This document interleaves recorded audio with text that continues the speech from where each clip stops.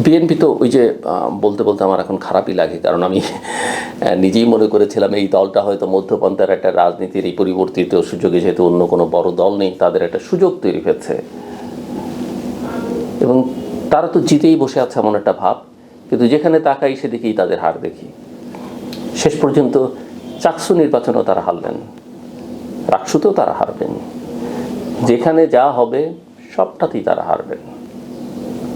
ভবিষ্যৎবাণী ছুটিখাটো জিততে পারেন, কেউ আবার বলবেন না এই আপনি তো বলেছিলেন হেরেছে, আমাদের তো একটা এজিএস জিতেছে চাকসুতে।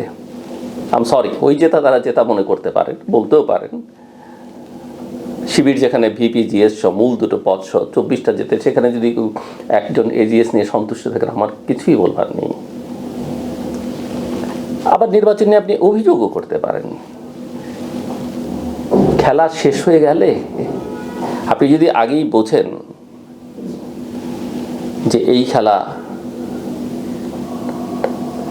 ফিল্ডটা লেভেল প্লেয়িং না, এই খেলায় অনিয়ম হবে, অন্যায় হবে, ন্যায় বিচার হবে না, রেফারি নিরপেক্ষ না, সেই খেলায় অংশ নিয়ে যদি আপনি ওই অভিযোগ করেন তাতে তো লাভ হয় না।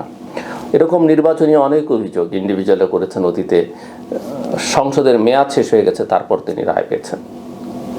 এতে কোনো লাভ হয় না। এতে দেশের ব্যক্তিগতভাবে কারো কিছু হতে পারে, দলের কিছু হতে পারে, দেশের কোনো লাভ আসলে শেষ পর্যন্ত হয় না।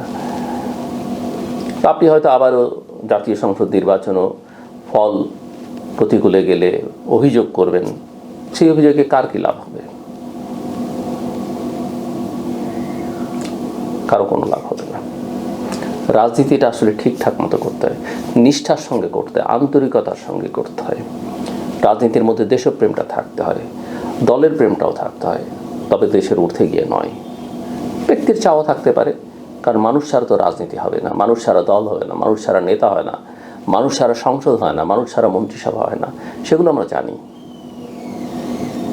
কিন্তু তারপরও এক ধরনের অনেস্টি, তার চাইতে বড় কথা ইন্টিগ্রিটি থাকা দরকার, যদিও সবার ইন্টিগ্রিটি থাকে না। একটা দিকভ্রান্ত রাজনৈতিক দলে পরিণত হচ্ছে জামায়াতে ইসলামী।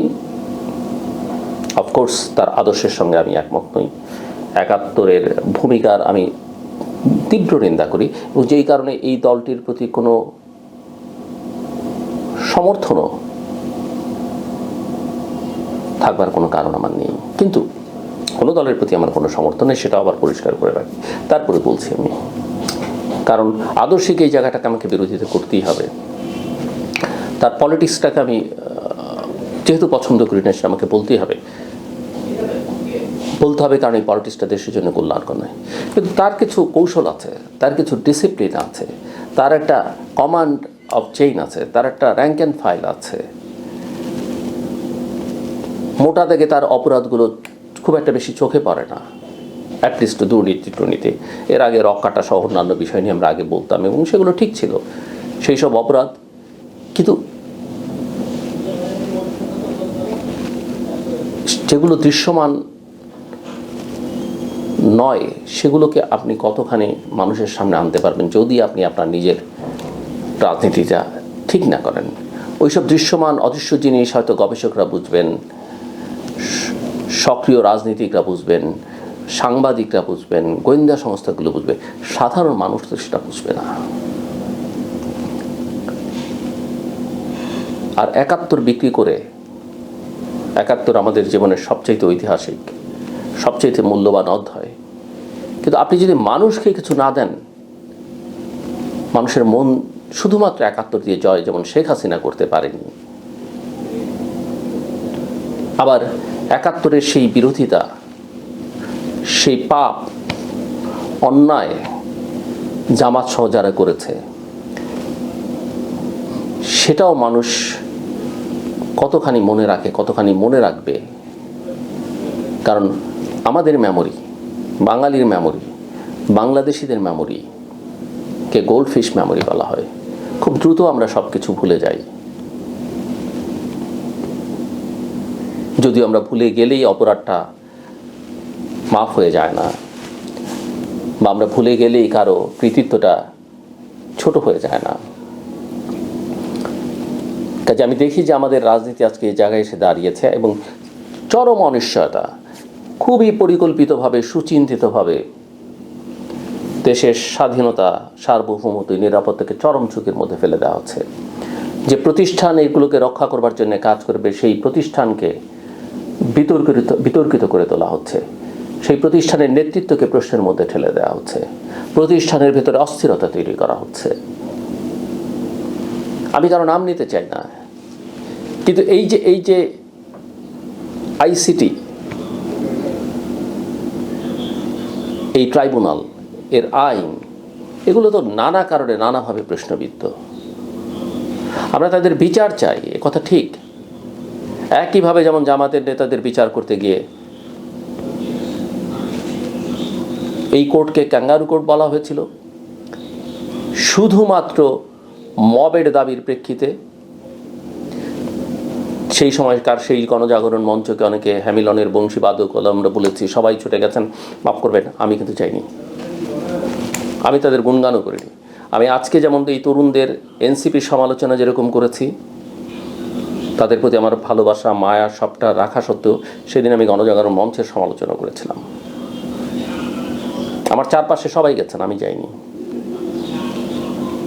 আমার কোনো কথাবার্তা, আমার কোনো অনুষ্ঠানেও আমি তাদেরকে প্রমোট করিনি। একটা অনুষ্ঠানে তাদের 4জন বা 5 জনকে ডেকেছিলাম একদিনের জন্যে, ডেকে আমার যা যা সমালোচনা করবার, যেসব প্রশ্ন করবার আমি সেটা করেছি। সেই সময় সেই মব বা প্রেশার গ্রুপ, এখনও তো মব কালচারের মধ্যে আমরা আছি এবং এটাকে অনেকে প্রেশার গ্রুপ বলে সফট করবার চেষ্টা করেন, অনুমোদন দেওয়ার চেষ্টা করেন। সেই দাবিতে আইসিটি অ্যাক্টের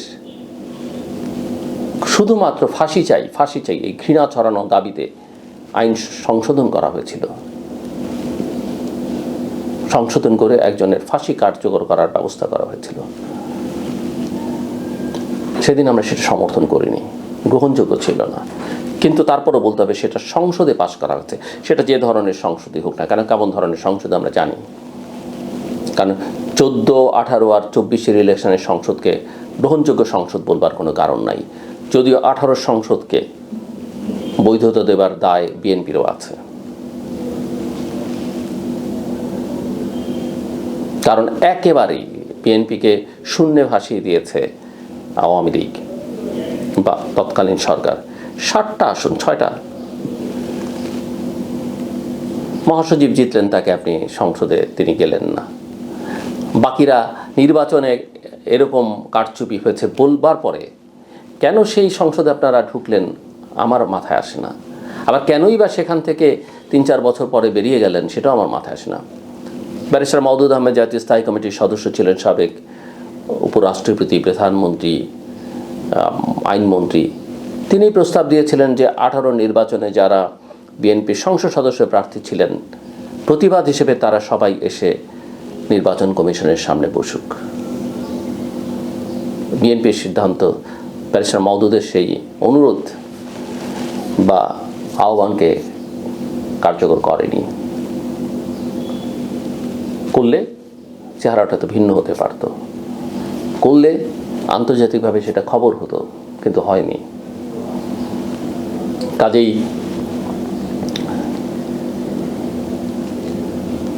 এই যে চাপের মধ্যে পড়ে আজকেও যা কিছু হচ্ছে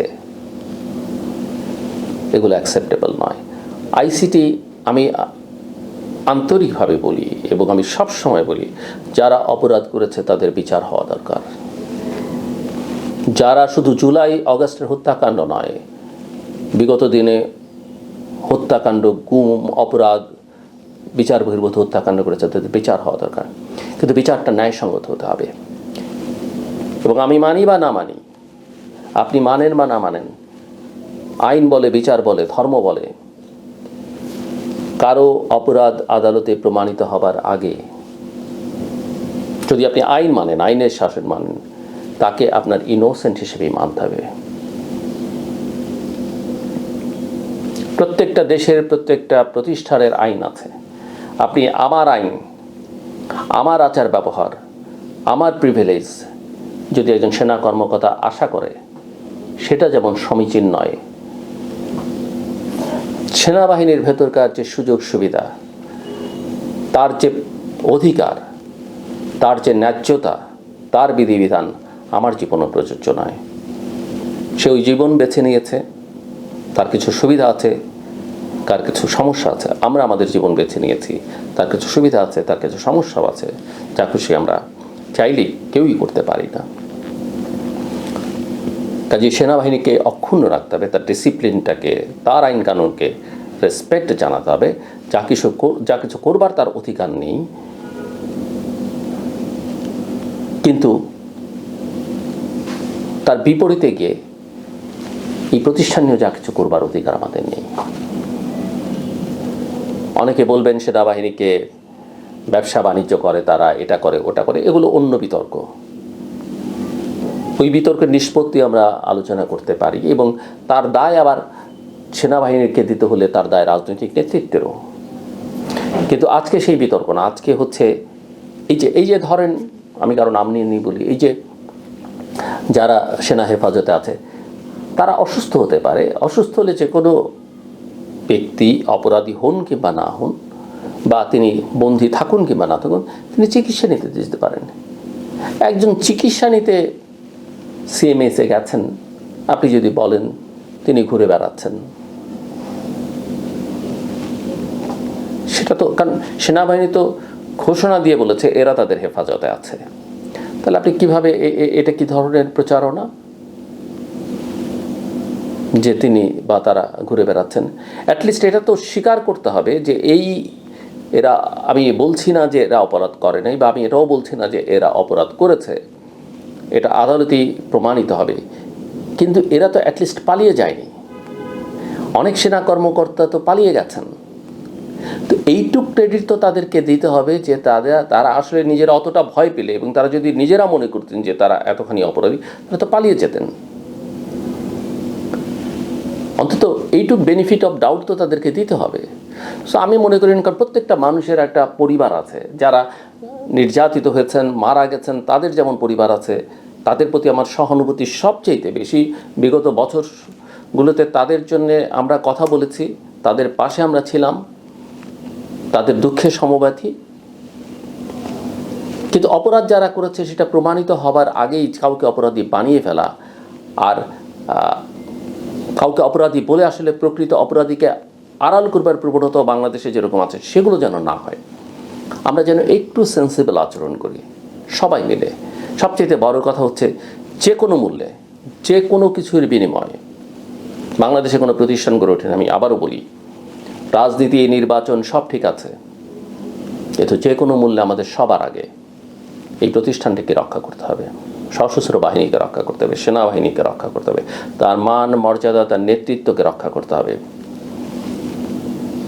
অবশ্যই যে কোনো অন্যায়ের আমরা বিচার এবং প্রতিবাদ করব, এবং তারপরে আমাদের প্রধান কাজ এখন এটা তৈরি হচ্ছে। কারণ এটাই আমি মনে করি আমাদের যে গ্লোবাল পলিটিক্সের একটা খেলার মাঠ হতে যাচ্ছে বাংলাদেশ, সেখানে একমাত্র সেনাবাহিনী, সশস্ত্র বাহিনী কিছুটা প্রোটেকশন বাংলাদেশকে দিতে পারবে। আর প্রোটেকশন দেবার আর কোনো জায়গা বাংলাদেশে নেই।